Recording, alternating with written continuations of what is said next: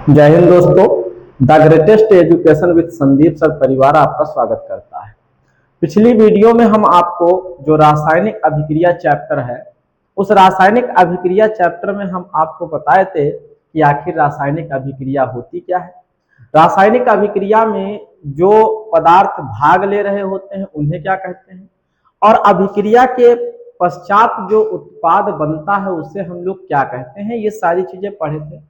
फिर बताए थे कि अगर कोई भी यौगिक अभिक्रिया करते हैं तो उनमें आप क्या क्या चीजें देखने को पाएंगे। जैसे कुछ अभिक्रियाएं ऐसी होंगी जिसमें आप ऊष्मा का परिवर्तन देखेंगे, कुछ अभिक्रियाएं ऐसी होंगी जिनमें आप अवक्षेप प्राप्त करेंगे, कुछ अभिक्रियाएं ऐसी होंगी जिनमें आप रंग परिवर्तन देखेंगे। तो ऐसी बहुत सारी शायद 5 से 6 कंडीशंस हम आपको बताए थे जो अभिक्रिया के पश्चात परिवर्तन आपको देखने को मिलते हैं। सेकंड वीडियो आपकी क्लास के लिए या आपकी पढ़ाई के लिए बहुत ज्यादा बेहतर होने वाला है, क्योंकि बहुत बच्चों को समीकरण संतुलन करना आता ही नहीं है और पेपर में आपका 4 से 5 नंबर का रासायनिक समीकरण को संतुलित करना कंफर्म ही होता है। आपको करना ही पड़ेगा, अगर वो नहीं कर पाएंगे तो आपका 5 नंबर आपके हाथ से चला जाएगा। इसलिए आज हम लोग पढ़ेंगे कि किसी भी रासायनिक समीकरण को किस तरीके से संतुलित करते हैं। चलिए आइए देखते हैं। हमारे पास रासायनिक समीकरण को संतुलित करना, कैसे संतुलित करेंगे रासायनिक समीकरण को, ये देखना है। देखिए हमारे पास दो रासायनिक समीकरण लिखी हैं, एक Zn plus H2SO4 gives out ZnSO4 plus H2, मतलब जिंक प्लस हाइड्रोजन सल्फेट, इसी को सांद्र सल्फ्यूरिक अम्ल भी कहा जाता है। गिव्स आउट जिंक सल्फेट और plus hydrogen gas. Hydrogen gas को आप तीर ऊपर की तरफ बना दीजिए कि ये गैस ऊपर उठती है, इसलिए ऊपर की तरफ। दूसरी समीकरण दे रखी है iron plus H2O, iron Fe plus H2O hydrogen oxide gives out Fe3O4 plus H2, यहां भी हाइड्रोजन गैस। अब इसे समीकरण को हम कैसे पहले पहचानेंगे कि ये हमारे पास जो दी गई समीकरण है वो संतुलित है या नहीं है। सबसे पहले तो ये समझना है, क्योंकि कभी कदार आप ऐसा भी कर सकते हैं कि समीकरण ऑलरेडी जो है आपकी संतुलित है, लेकिन फिर भी आप उसमें छेड़खानी कर बैठे तो आपको दिक्कत होगी, क्योंकि आप ये जान ही नहीं पाए हैं कि समीकरण संतुलित है या नहीं है। तो सबसे पहले आपको देखना होगा कि समीकरण संतुलित है या नहीं है। देखिए देखते हैं, लिखा है ये समीकरण आपके सामने दो दे रखी हैं। इसमें देखिए सबसे पहले आप अभिकारक और उत्पाद, अभिक्रिया के पहले जो पदार्थ हैं इनको हम लोग अभिकारक कहते हैं, जो पिछली क्लास है उसमें हम बता चुके हैं, और जो अभिक्रिया के पश्चात पदार्थ बनता है उसको उत्पाद बोलते हैं।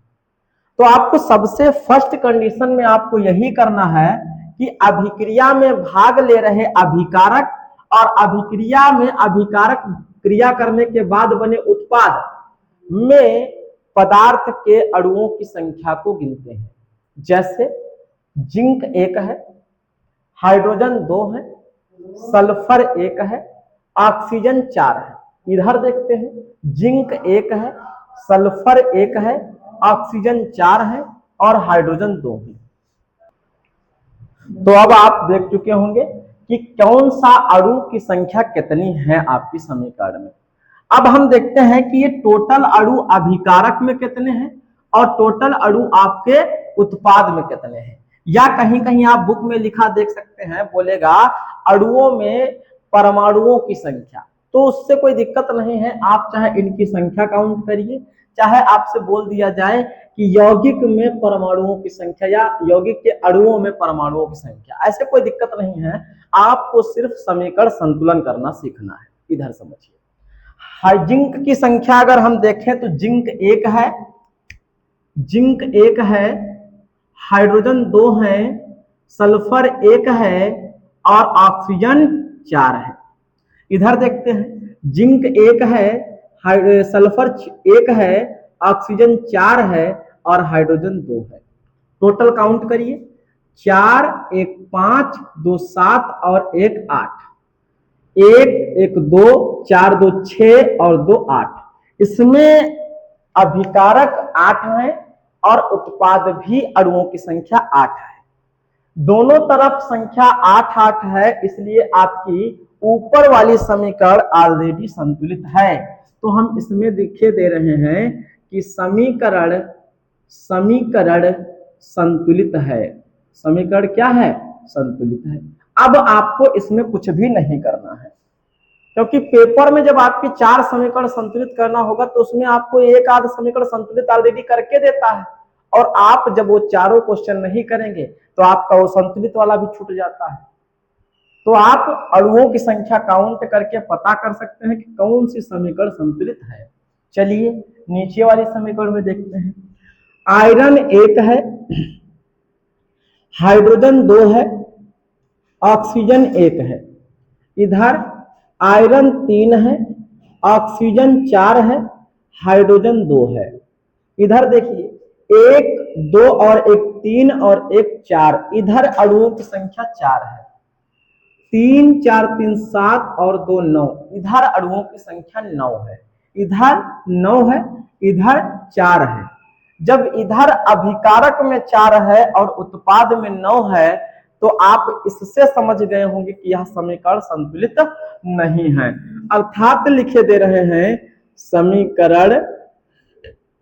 समीकरण असंतुलित है। समीकरण क्या है? असंतुलित है।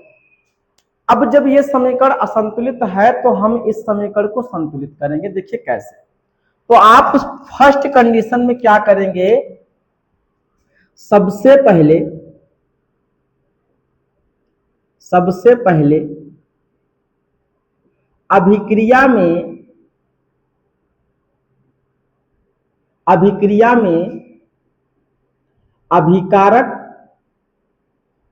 अभिकारक तथा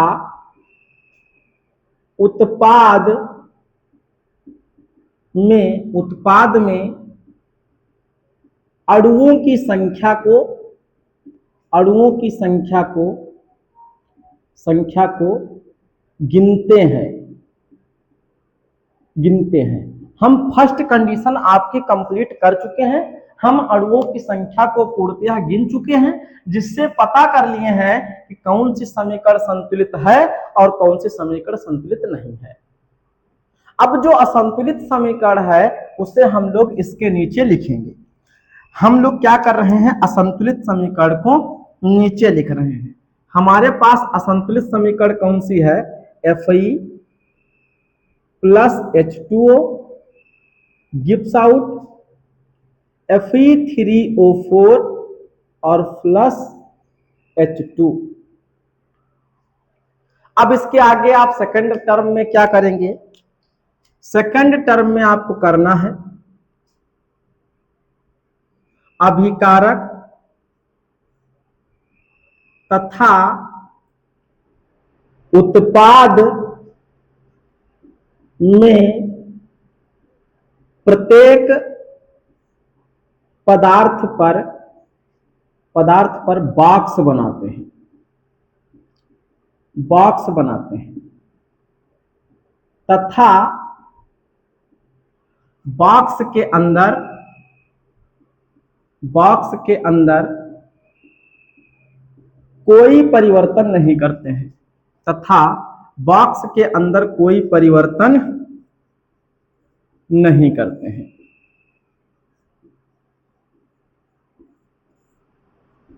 आप क्या करेंगे?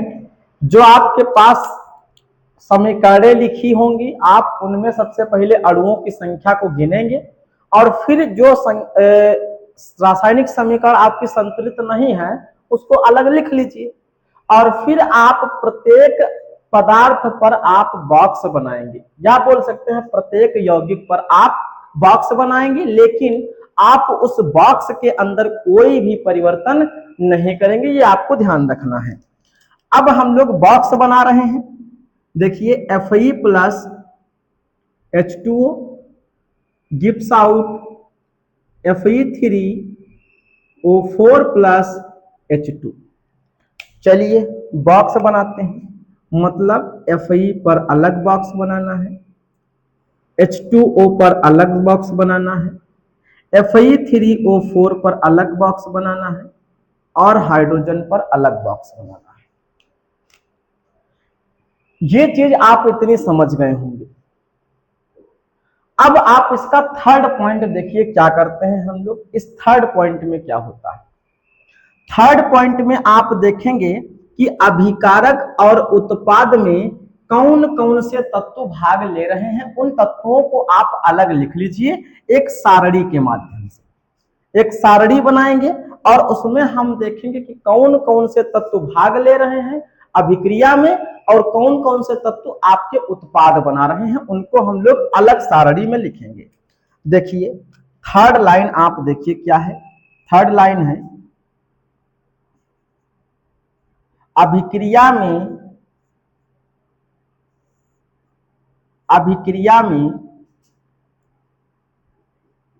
भाग ले रहे तथा बने उत्पाद में तत्वों को सारणी में लिखते हैं। तत्वों को सारणी में लिखते हैं। लिखिए, ठीक, लिखिए कर दे रहे हैं। अब हम लोग जो है अभिक्रिया में भाग ले रहे और जो उत्पाद बन रहा है उन सभी के तत्वों को अलग हम लोग एक सारणी में बनाएंगे। इन पॉइंटों को आप नोट कर लीजिए या स्क्रीनशॉट ले लीजिए। अब हम इसको इरेज किए दे रहे हैं। देखिए अब हम लोग सारणी को बनाएंगे। सारणी कैसे बनेगी, सारणी में आप 3 ऑप्शन छोड़ेंगे। कौन कौन से ऑप्शन छोड़ना है, देखिए हम लोग जो है एक सारणी बनाए हैं। इस तरीके से एक सारणी बनाएंगे। सारणी में 3 ऑप्शन दीजिए, फर्स्ट, सेकंड और थर्ड, मतलब 3 ऑप्शन आपके पास है। फर्स्ट ऑप्शन में आप डालिएगा कि तत्व कौन कौन से भाग ले रहे हैं अभिक्रिया में, किसमें किसमें, अभिक्रिया में, या अभिक्रिया ना लिखे तो अभिकारक लिख दीजिए। अभिकारक और उत्पाद देखते हैं भैया। तो अभिक्रिया में तत्व कौन कौन सा है, आयरन है, हाइड्रोजन है और ऑक्सीजन है। क्या आपको अभिक्रिया में कोई आयरन, हाइड्रोजन और ऑक्सीजन के अलावा और कोई दिख रहा है? तो आप कहेंगे नहीं सर। अभिक्रिया में आपका कौन कौन सा तत्व भाग ले रहा है ये आप देख लेंगे। फिर आप देखेंगे कि अभिकारक जो है उसमें कौन से अणु की संख्या कितनी है और उत्पाद में कौन से अणु की संख्या कितनी है, देखते हैं। तो आयरन आपका अभिकारक में कितना है, तो आप कहेंगे 1 सर। हम बोलेंगे हाइड्रोजन कितना है, तो आप कहेंगे सर 2 है अभिकारक में। हम कहेंगे ऑक्सीजन कितना है, तो आप कहेंगे सर 1 है। ये हो गई संख्या। उत्पाद में संख्या देखते हैं तो आयरन की संख्या उत्पाद में कितनी है, तो 3 है। ऑक्सीजन की संख्या कितनी, पहले हाइड्रोजन है तो पहले हाइड्रोजन की संख्या कितनी है, तो 2 है। और ऑक्सीजन की संख्या उत्पाद में कितनी है, तो 4 है। ये आपको 3 कंडीशन समझ में आ गई होंगी। अब चौथी कंडीशन क्या करती है, चौथी कंडीशन में आपको देखना है कि जो अभिकारक है और उससे जो उत्पाद बना है उसमें किस वाले तत्व की संख्या सबसे ज्यादा है। जिस तत्व की संख्या सबसे ज्यादा होगी उस तत्व को हम सबसे पहले संतुलित करने का प्रयास करेंगे। वो देखते हैं किस तरीके से। पहले हम आपको थ्योरी लिख दे रहे हैं, कोशिश करिएगा कि आप क्लास में ही नोट्स बना ले तो ज्यादा बेटर है। चौथा पॉइंट है कि अभिक्रिया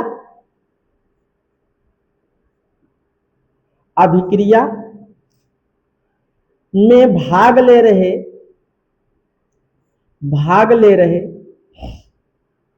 अभिकारक तथा बने उत्पाद में किस तत्व की संख्या अधिक है,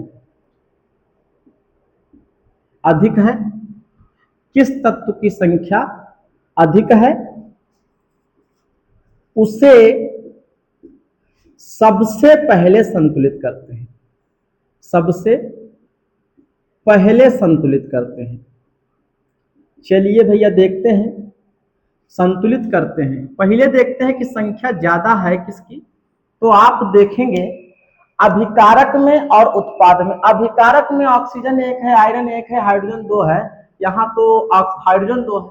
लेकिन आप उत्पाद में देखिए तो आयरन 3 है, हाइड्रोजन 2 है और ऑक्सीजन 4 है। तो जब ऑक्सीजन की संख्या ज्यादा है तो सबसे पहले हम लोग ऑक्सीजन को बैलेंस करेंगे। सबसे पहले किसको बैलेंस करना है, तो ऑक्सीजन को बैलेंस करना है। किस तरीके से करना है तो हम लोग आगे देखते हैं किस तरीके से इसको बैलेंस करेंगे। तो आपको एक सारणी सबसे पहले और बनानी है। सारणी किस तरीके से बनानी है, 3 ऑप्शन की पुनः एक सारणी बनाइए, 3 ऑप्शन की, 1 2 और उधर एक 3। ऑप्शन क्या क्या देने हैं, तो ऑप्शन आपको देना है ऑक्सीजन के परमाणु, यहां पर ऑप्शन देना है ऑक्सीजन के परमाणु, ऑक्सीजन के परमाणु। ऑक्सीजन के परमाणु कब कब, तो अभिक्रिया से पूर्व, अभिक्रिया से पूर्व, और उसके बाद क्या है, संतुलित करने के लिए, संतुलित करने के लिए। अभिक्रिया से पूर्व क्या है, और आप संतुलित करने के लिए क्या करेंगे, किसमें किसमें देखना है, तो अभिकारक में, अभिकारक में देखना है और उत्पाद में देखना है। क्या ये चीज समझ पाए, देखते हैं।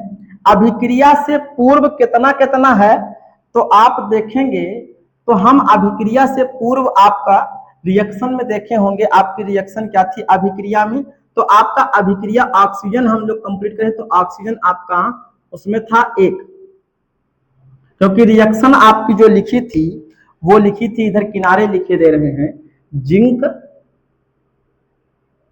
Plus H2O gives out, sorry ये नहीं है, Fe plus H2O gives out Fe3O4 और प्लस हाइड्रोजन गैस। ये आपकी रिएक्शन थी। तो हम लोग ऑक्सीजन को जो है संतुलित कर रहे हैं, तो ऑक्सीजन इसमें कितना था, तो 1 ऑक्सीजन। इधर ऑक्सीजन कितना था, तो आप कहेंगे सर 4 ऑक्सीजन है, तो इधर 4 लिखेंगे। अब इधर आप देखते होंगे ऑक्सीजन 4 है और इधर ऑक्सीजन 1 है, तो हम इसे क्या करेंगे कि ऑक्सीजन 4 हो जाए इधर भी और उधर भी। पूरा फुल कंपाउंड आपको लिखना है। अभिकारक में, अभिकारक में कितना लिखा है, H2O, H2O। इधर कितना लिखा है, Fe3O4। ऑक्सीजन को बैलेंस करिए, ऑक्सीजन 4 है, इधर ऑक्सीजन 1 है, तो हम लोग क्या करेंगे, इधर हम लोग बैलेंस करने के लिए ऑक्सीजन को 4 से गुणा करेंगे, संख्या कितनी है, तो 1 है। इस तरीके से करना है। इधर देखिए, मार्कर चेंज करते हैं थोड़ा, इधर 4 से गुणा करेंगे क्योंकि इधर 4 ऑक्सीजन है, इधर 1 है, ऑक्सीजन है कितना, 1, इधर ऑक्सीजन 4 है, 4 है और गुणा कर दीजिए किससे, 1 से। ये इतना आपको पॉइंट समझ में आया। तो आप यहां पर देखिएगा कि ऑक्सीजन 4 अभिकारक में भी हो गए हैं और ऑक्सीजन 4 उत्पाद में भी हो गए हैं। अब इसके बाद आपको क्या करना है, तो इतना आप स्क्रीनशॉट ले लीजिए, उसके बाद हम लोग नेक्स्ट पॉइंट करते हैं। देखिए 5वां पॉइंट क्या है। 5वें पॉइंट में हम लोग क्या करेंगे, पांचवें पॉइंट में हम लोग क्या करते हैं, तो पांचवें पॉइंट में आप अब देखते हैं कि कौन कौन सा तत्व बैलेंस नहीं है, मतलब संतुलित नहीं है। तो अभी आप देख रहे होंगे कि हाइड्रोजन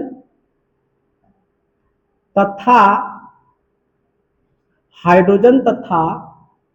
आयरन की संख्या, हाइड्रोजन तथा आयरन की संख्या संतुलित नहीं है, संतुलित नहीं है। अभी आप देखे हैं कि हाइड्रोजन और आयरन की संख्या अभी संतुलित नहीं है, तो अब आप हाइड्रोजन और आयरन को संतुलित करिए। हाइड्रोजन और आयरन को संतुलित करने के लिए सेम कॉपी आप ऐसे ही सारणी बनाएंगे। हम दो सारणी यहां पर बना रहे हैं, एक बना रहे हैं हाइड्रोजन के लिए और एक बना रहे हैं आयरन के लिए। दोनों को हम यहीं पर क्या कर देंगे, संतुलित कर देंगे। 3 आपको ऑप्शन देना है, 3 ऑप्शन देना है, इस तरीके से 3 ऑप्शन देना है। ऑप्शन में कॉपी करना है, ऑक्सीजन के परमाणु लिखा था, यहां हाइड्रोजन के परमाणु लिख दीजिए, हाइड्रोजन के परमाणु। इसमें क्या लिख देना है, आयरन के परमाणु, आयरन के परमाणु। इसमें आपको आयरन के परमाणु लिखना है और इसमें हम लोग हाइड्रोजन के परमाणु लिख रहे हैं। यहां पे अभिकारक लिखा है, यहां पर भी अभिकारक लिखिए, इसमें उत्पाद लिखना है, ऐसे इसमें अभिकारक और इसमें उत्पाद लिखना है। यहां पर ऑप्शन अभिक्रिया से पूर्व पहले और फिर संतुलित के लिए या संतुलन के लिए, संतुलित करने के लिए, ऐसे ही इसमें अभिक्रिया के पूर्व, अभिक्रिया के पूर्व और इसमें संतुलित करने के लिए, संतुलित करने के लिए, संतुलित करने के लिए। चलिए देखते हैं अभिकारक में क्या है। अभिकारक में आयरन लिखना है, हाइड्रोजन के लिए है भैया तो हाइड्रोजन के लिए लिखिए। अभिकारक में यहां पर देखिए H2O में हमने 4 से मल्टीप्लाई करके लिखा तो 4 H2O बना है। यहां पे हमने कुछ भी नहीं किया था, यहां पर हाइड्रोजन 2 लिखा है तो यहां पर उत्पाद में हाइड्रोजन 2 लिखना है। हमको वो तत्व या वो यौगिक लिखना है जिन्हें हमें संतुलित करना है। इधर H2O को ले लिए हैं, इधर हाइड्रोजन को ले लिए हैं। अब देखिए 4 से अगर 2 को गुणा करते हो तो यहां पर 8 हाइड्रोजन है, 4 से गुणा हुआ है 2 का, तो टोटल आपके इधर हाइड्रोजन कितने हैं, 8 हैं। ब्लैक से लिखते हैं भैया, इधर 4 से गुणा हुआ है हाइड्रोजन जब 2 हैं, इधर हाइड्रोजन तो 2 हैं लेकिन बैलेंस करने के लिए 4 से गुणा करना पड़ेगा तभी तो 8 बनेगा।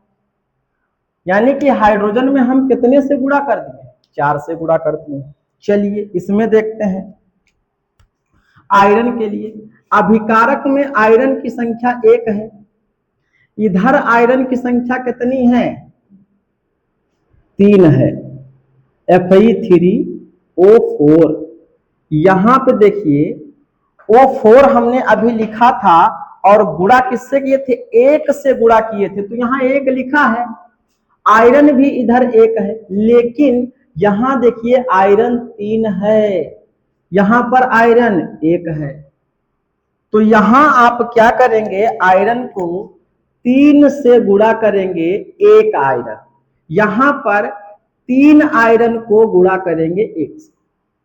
अब देखिए 3 आयरन इधर हो गए और 3 आयरन इधर भी हो गए। अब इस रिएक्शन को हम पूर्णतः बनाने का प्रयास करते कि आखिर रिएक्शन हमारी बनी क्या है। तो आप देखिए कि 4 से हमने पहले H2O को गुणा किया था, तो 4 से हमने इस H2O को गुणा किया है पहले संतुलन में। सेकंड संतुलन में देखिए हमने हाइड्रोजन को 4 से गुणा किया है, H2 को 4 से गुणा किया है, तो यहां पर 4 से गुणा कर दीजिए किसको, H2O को। थर्ड में देखिए हमने आयरन को 3 से गुणा किया है, तो आयरन को गुणा कर दीजिए 3 से। ये आपकी समीकरण बन गई है फाइनल। अब आप इसको छठवें पॉइंट में क्या करेंगे, इससे काउंट करके देखेंगे क्या हमारा संतुलन सही है या नहीं सही है। तो देखिए कैसे देखना है, यहां देखिए आयरन आपके कितने हो गए हैं, आयरन आपके हो गए 3, यहां हाइड्रोजन 2 था, 2 को 4 से गुणा किया तो हो गया 8, यहां ऑक्सीजन 1 था, 1 को 4 से गुणा किया तो 4 एकन 4, इधर आयरन 3 है, ऑक्सीजन 4 है, हाइड्रोजन 2 था और 4 से गुणा हुआ तो 8, ऑक्सीजन 1 था 4 से गुणा हुआ तो 4। काउंट करिए 3 8 3 11 और 4 15, कितना हुआ है, कितना हुआ है, 15 हुआ है। यहां पर देखिए 4 दूना 8, आयरन 3 है, आयरन 3 है, ऑक्सीजन 4 है, 4 3 7 8 4 12, सॉरी यहाँ पे ऑक्सीजन नहीं होगा, हाइड्रोजन होगा केवल।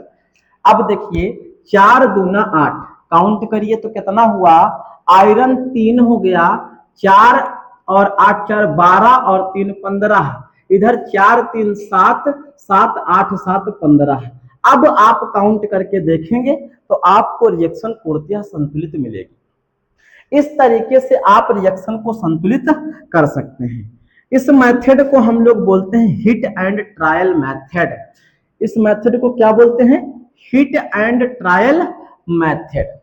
अभिक्रिया आपकी संतुलित कितनी लिखी है, 3Fe plus 4H2O gives out Fe3O4 plus 4H2O। यह संतुलन कौन सी अभिक्रिया कहलाती है, hit and trial method, hit and trial method.